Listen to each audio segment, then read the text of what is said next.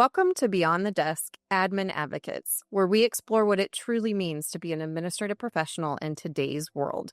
I'm Melissa Mahoney, CEO of the International Association of Administrative Professionals. And I'm Rachel Suman, CXO of IAAP. This podcast isn't your typical industry talk. We're here to bring you real conversations, real stories, and real solutions. From AI to self-awareness journeys, we're here to discuss the deep issues that admins face every day. This is Beyond the Desk Admin Advocates. Hi, everyone. So good to see you. Welcome to episode 8 of Beyond the Desk. I am so excited for this topic, actually. Same. We are talking today. This was a topic, actually, that the community raised for us to talk about. So I'm extra excited about that. And something that we hear a lot in our community is, how do you partner with executives who are not very communicative, who are not giving you feedback, who are not really giving you what you need, but still looking for exemplary performance and exceptional results and all of the things?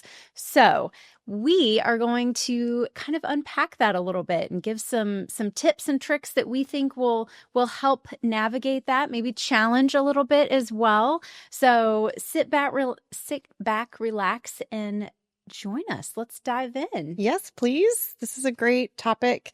And not only was it a submission, but I think it's also something we hear from our community pretty frequently.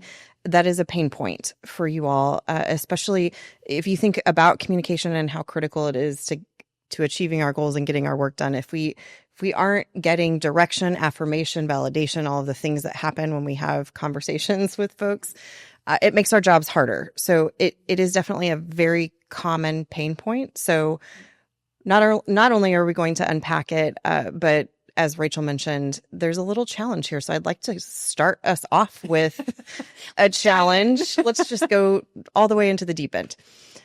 So first and foremost, I think when we're experiencing these communication gaps or barriers, or, what you're experiencing is your executive isn't prioritizing one-on-one time with you. They're not giving you consistent direction. They're not responding to messages in a timely manner. Just basically, you are feeling like you are very much in the dark.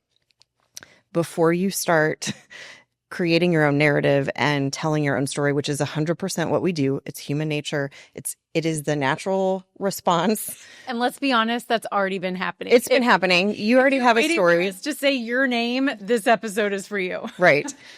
So I think what we're asking first in terms of challenge is for you to pause, to really dissect that narrative and or back that train, back it up.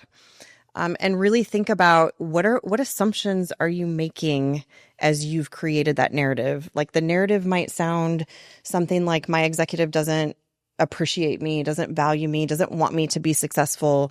Or, there's all kinds, fill in the blank with all of the things that we say to ourselves about the situation or scenario because we don't have the information. So we're filling in the gaps. That is what we do.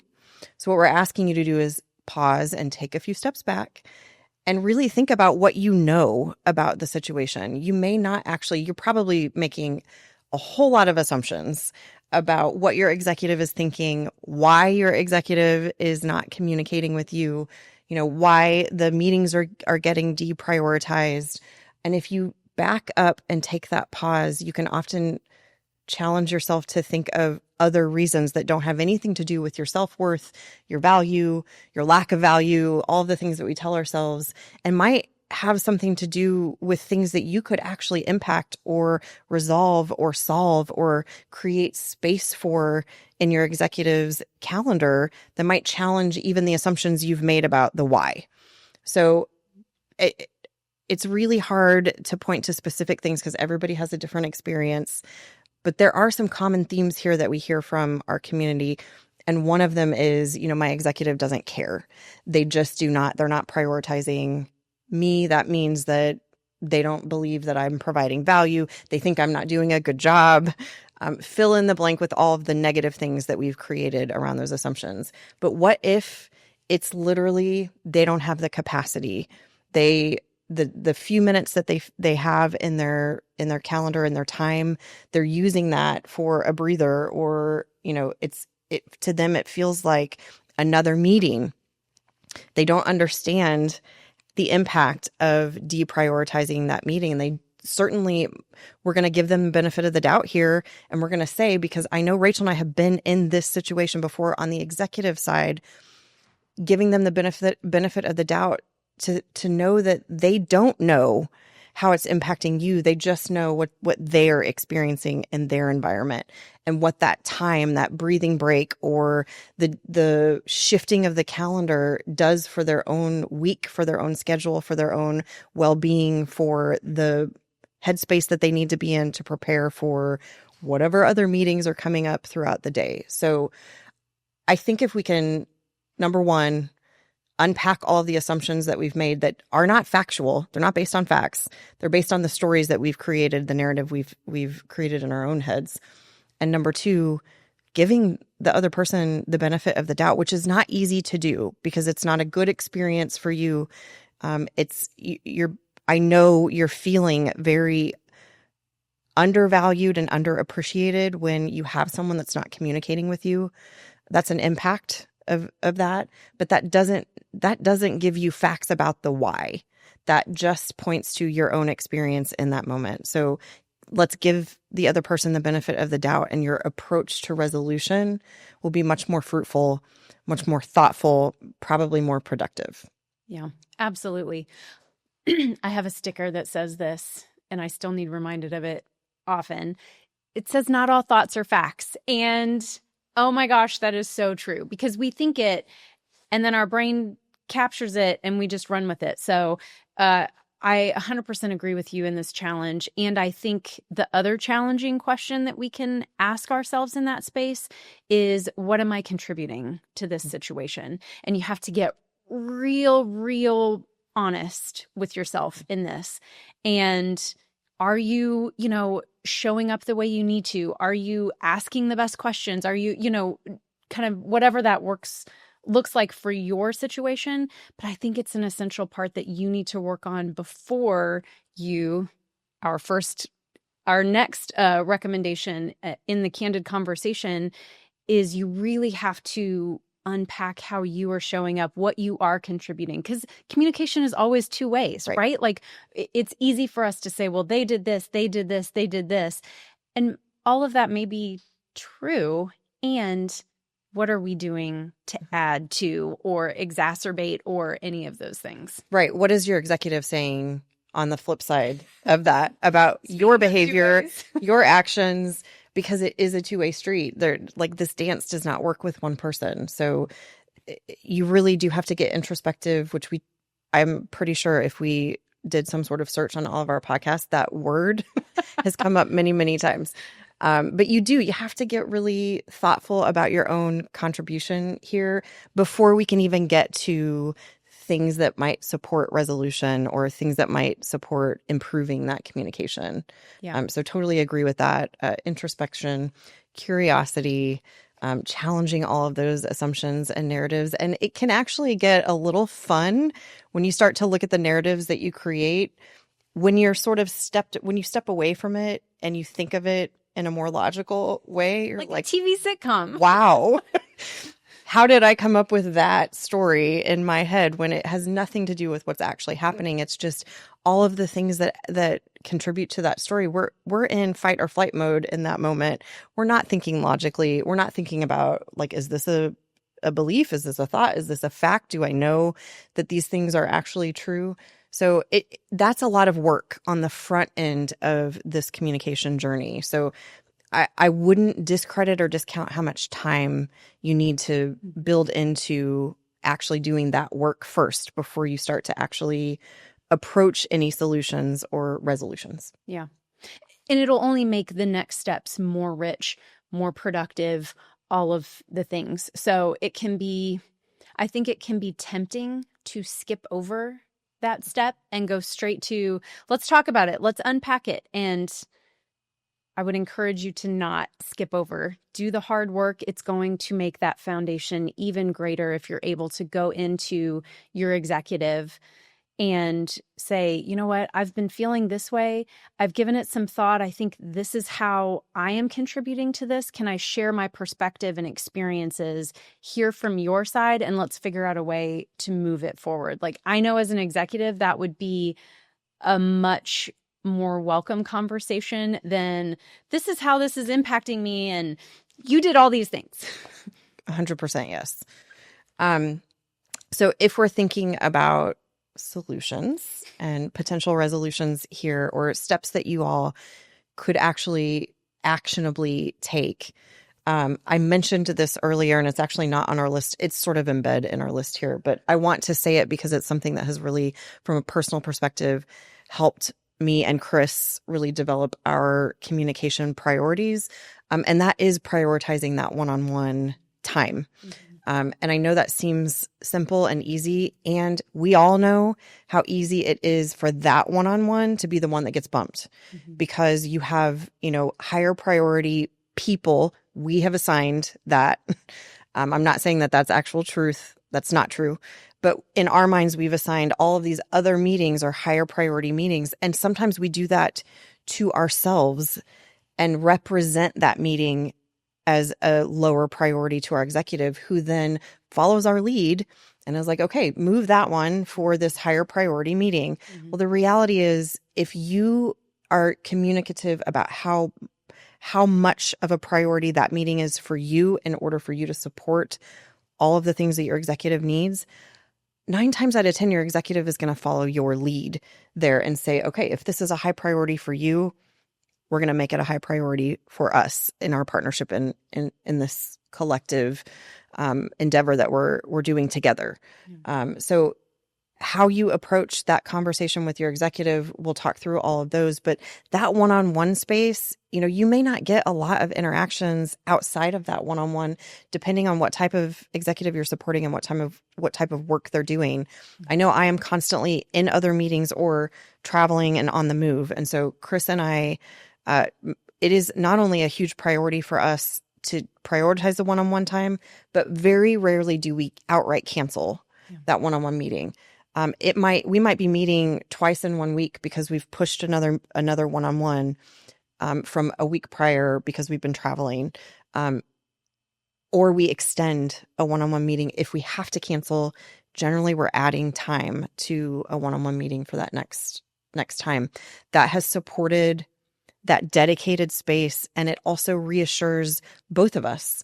That time is a huge priority and forces us to ensure that we are keeping that communication line open through that one space. If there's no other contacts, which there are, text and Teams messages and all of those things, and if we don't have any of those other communications, we always have the dedicated one-on-one space with no disruptions, no interruptions. It is a huge high priority for us. And that has also dictated where we put that in my schedule. So there's a deeper part of that conversation you can be having with your executive around, and you probably know better than your executive does where the best place is for that meeting to fall within the week, from a workflow perspective, from an energy perspective, from a setting priorities, all of those things. So pick the time that you think is going to work best and that's your time. You place the priority on it. Yeah, 100% agree. Absolutely.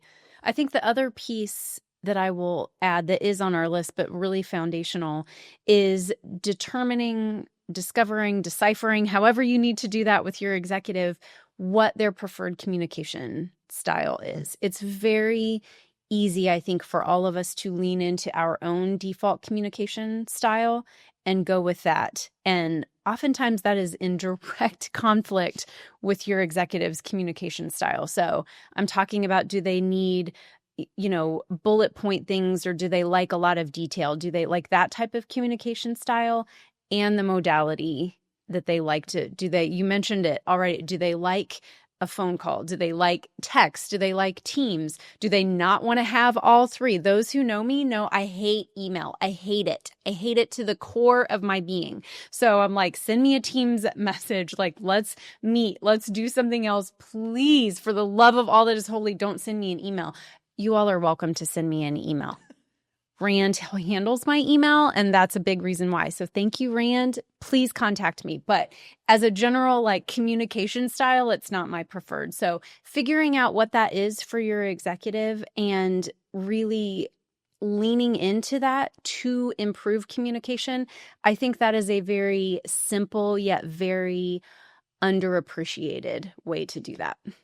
Completely agree. And the next thing on our list actually is so connected to that style preference, because the other thing we wanted to share with you is technology is your friend here. And we have so many more resources at our disposal than ever before. And that is a wonderful thing. And also, to your point around how many different modes of communication can we fit into one day, it can also be a barrier to communication, especially if you haven't understood or you don't know what your executive's preferred communication style is, or even technology platform. Emails are Rachel's thing. I loathe talking on the phone. I hate it. I realize that's what these devices were designed for originally. And when someone calls me, I'm like, what is happening right now? Like, this can be a text, 100% can be a text. And if you call me and don't leave me a voicemail, then I'm like, I'm not calling you back. And 99% of the time, if you leave me a voicemail, you're getting a text in response. Glimpses into Rachel and Melissa. Right? So you need to understand what hangups or what are those barriers, potentially pet peeves, and you have them too.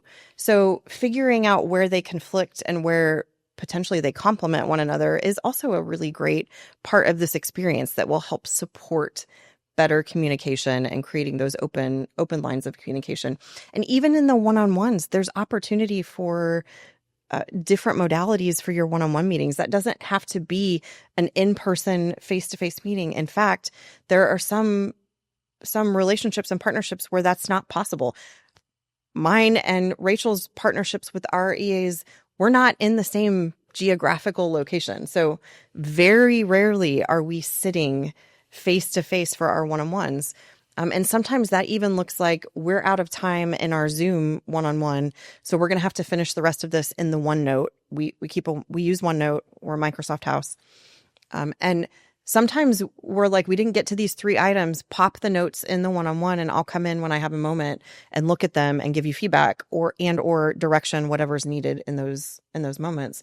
So using technology to your advantage is our advice here, but knowing and understanding what technologies you prefer and your executive prefer are going to create, I think, more space for better open communication. Yeah. 100% agree.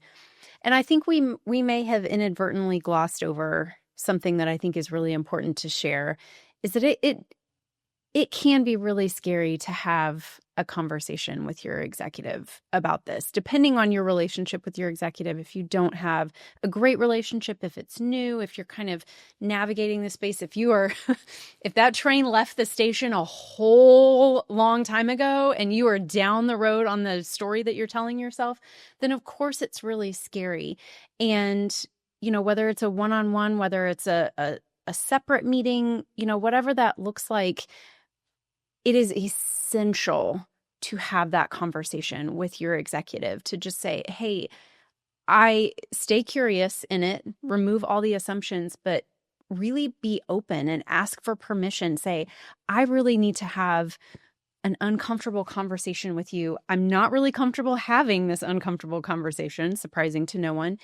And I want to know that we can be candid and open, because my ultimate goal is to improve our partnership and to improve my support of you and ultimately the return on investment to the organization.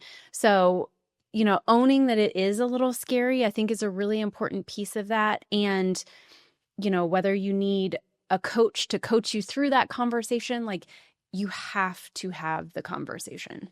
Yeah. And I really love that you brought that up, because I do think there's also this, I want to say it's unspoken. I think some people are speaking it out loud, so it may not be completely unspoken, but there is this sort of like, you must be confident and, really bold in your communications when you approach crucial conversations. And I actually disagree with that pretty vehemently because I think you miss the opportunity for like real connection and vulnerability if you come in like guns blazing, or you've made this case for yourself where you've built yourself up and you're overly prepared and so supremely confident about what you're going to say. And often when you approach conversation that way, you miss the presence that's required to actually have a two-way conversation. And so you come in with your, I'm confident, I'm going to say the things I need to say, and I'm going to get this on the table. And when you take that, that confident approach, which isn't real confidence, by the way, you're missing the key components, which is that vulnerable space. So there is absolutely nothing wrong with admitting that this is scary for you. That actually creates more openness and more vulnerability in the ecosystem of that conversation than coming in and saying, I know what I need to tell you, and here's what it is. And not only am I going to hide the fact that I'm screaming inside, I'm going to cover it up to the best of my ability. And I've done all of this work in preparation for this conversation to hide the fact that I'm scared, because I don't want you to know that I'm feeling, icky, or I really am not super confident about how this conversation is going to go. And that is scary. Own that. I mean, covering it up is, I think, more harmful than walking in and really being vulnerable enough to say, this is not a comfortable conversation for me to have. And I really want it to be a successful conversation. Here's what I'm hoping we can achieve. Start with the outcome, sharing your intention so that they know that, your intention isn't to blame, shame, draw judgment. If you do all of that work in advance, then show up authentically in the moment.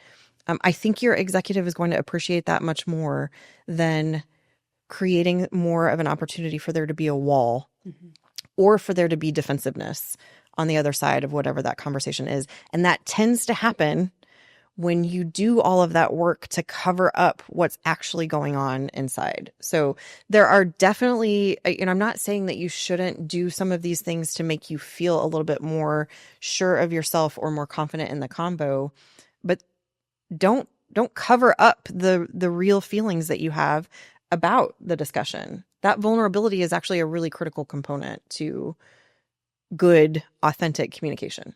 Yeah. We need emojis in real life, because I really want to 100 that, and I don't have the ability. So picture the little 100 emoji. Yeah. Absolutely agree. That's why we say 100% all of the time. That's our affirmation, apparently. That's our verbal emoji. So I think once you've done that, and once you've, assuming that it goes well, assuming that your executive is like, oh my gosh, I had no idea, or, oh, you're right, or, oh, I didn't think about this from my perspective and how this could benefit both of us, assuming all goes well, we're sending you good vibes, then I think another really great way to kind of improve communication is to possibly gather information. You spoke to capacity earlier, and I think that's a really important part of the executive, everybody's landscape, but executives specifically. And so sometimes that may look like getting information that you need from the sphere or the ecosystem or whatever. So maybe it's, maybe you support the CEO and they have other C-suite, you don't always have to go to only your executive as part of the communication. Like, I think really opening up the opportunity to say, how can I proactively not go around anybody's back? Like, this is not ill intent, but say, how can I really utilize the influence, the relational currency, see previous episode, those types of things to get what I need to be successful in this role, and not only rely on my direct executive to supply them for me. Very much agree with that. And you have that relational currency built up in specific places. See the previous episode on how to build more of that currency, because to Rachel's point, that's not even just to address that you may not have access fully to your executive, or you may not be able to rely on 100% of that information coming from your executive, but the diversified feed is a really important part of you being more successful in your role. So it could be that someone else has even more rich, different insight into an issue or a project or whatever it is that you're needing information about. Your executive may not be the best source of information for that. So that diversification is also another reason why you would want to cash in on that ecosystem of relationships and influence versus relying solely on the communication with your executive. So yes, completely support that. And I know we're trying to wrap quicker on these podcasts. That's semi-true. Sort of. So thinking about like the tips and tricks, I think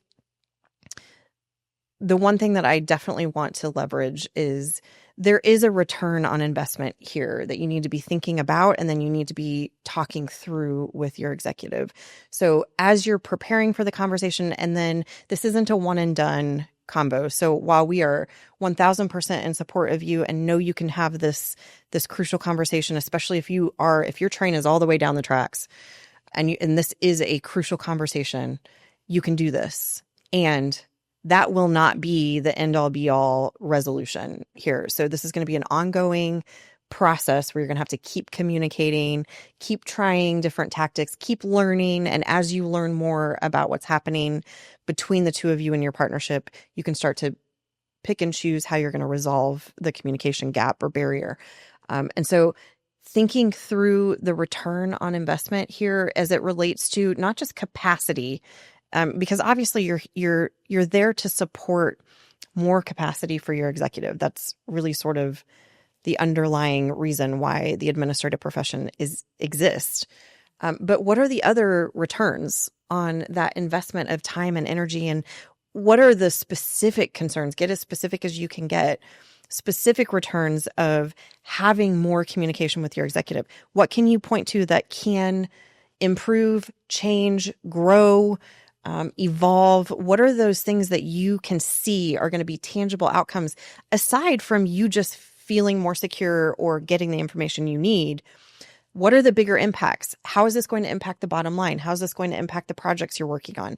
How can you point to the very specific returns on the investment of time and energy that your executive would be making and keeping that communication wide open? Mm-hmm. Mm-hmm. Yeah, 100% agree.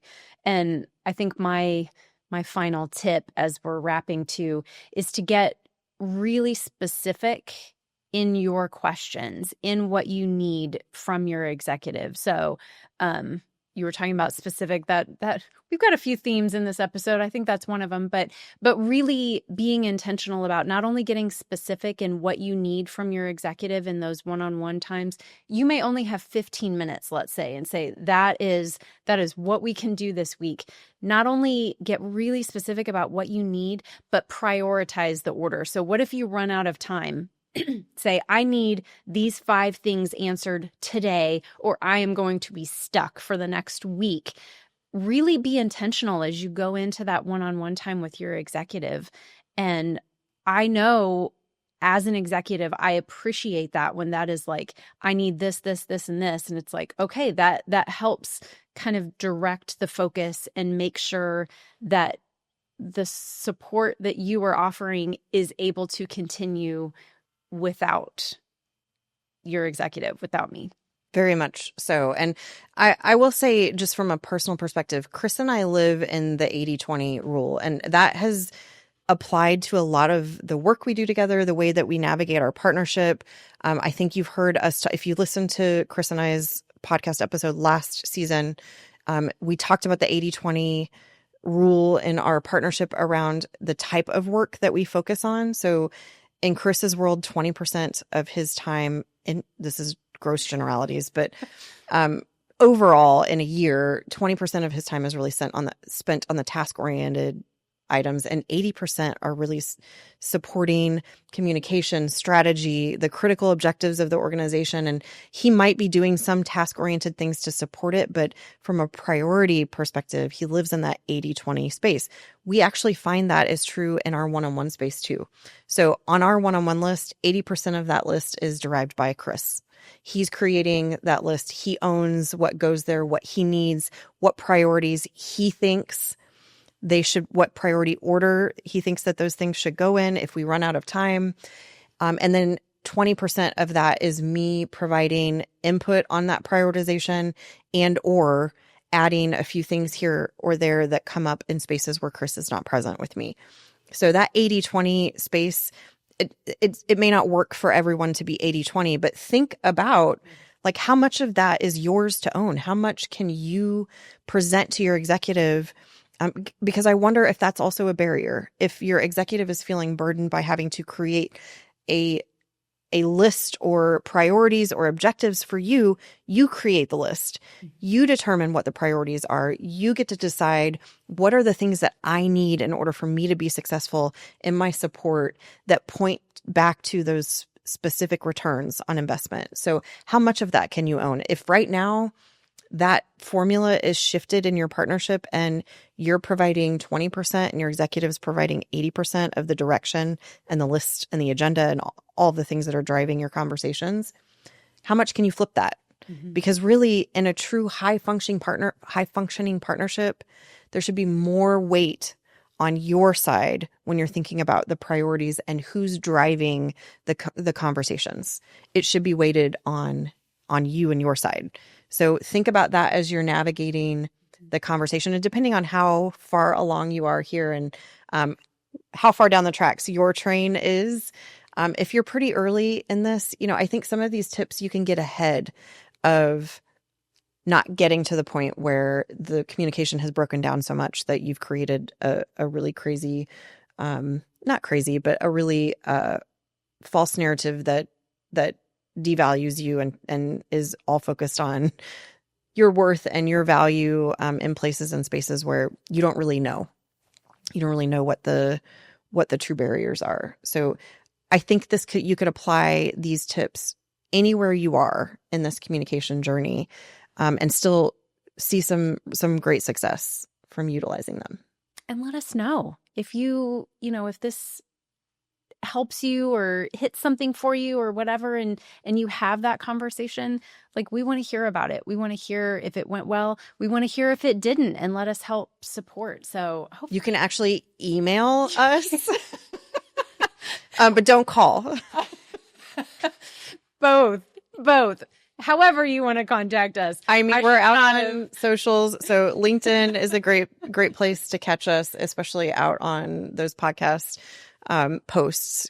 Jump out there and share your journey. Because the other thing is, like, we would love to hear about it, and we would love the community to learn from each other. So when you're thinking about that, if you're comfortable sharing your story out on LinkedIn or in the IAAP social link community, those are places where we can see it and your community members can benefit from it too. Yeah.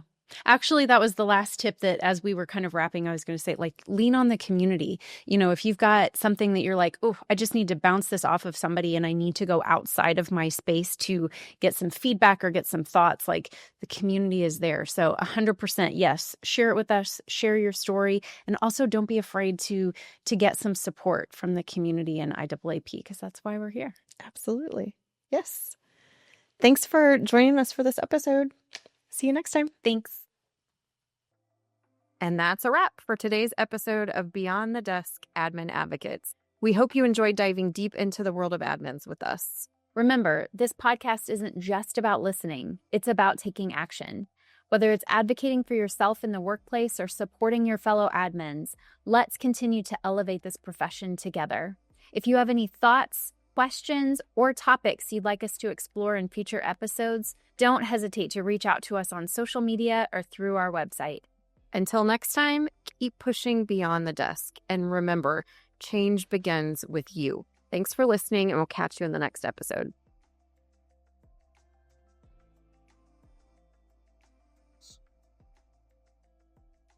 Do